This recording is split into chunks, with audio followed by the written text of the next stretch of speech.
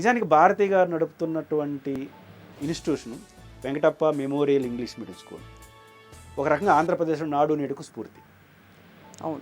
కానీ ఎవరికి తెలుసు, చాలా సింపుల్గా అన్నారు, వాళ్ళు ₹1 పెడతారు ప్రజలు. కానీ అసలు ఆ ఇంగ్లీష్ మీడియం స్కూల్లో సంవత్సరానికి 10,000 మంది ఉచితంగా పేదలకు చదివిస్తున్నారు.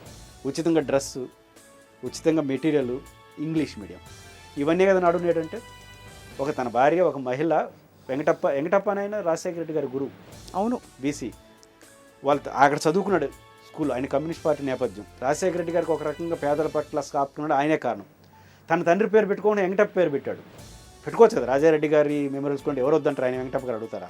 ఆయన ఎవరో కూడా ఎవరు తెలియదు. వెంకటప్ప మెమోరియల్స్ దాన్ని కోడలకి ఇచ్చాడు. వీళ్ళు రాజకీయ నాయకులు ఏం బాగా చేస్తారు చేయరని కోడలకి ఇచ్చాడు. ఆమె అంత అద్భుతంగా నడుపుతూ ఇది ఒక రకంగా ఒక పర్సన్గా ఒక స్కూల్ నడపగలిగింది. నేను ఎందుకు నడపకూడదు ముఖ్యమంత్రి కానీ రాష్ట్రం అంతా స్పిరిట్ అయినారు. ఒక స్కూల్ చాలు ఆమె ఎంత సేవ చేస్తుందని.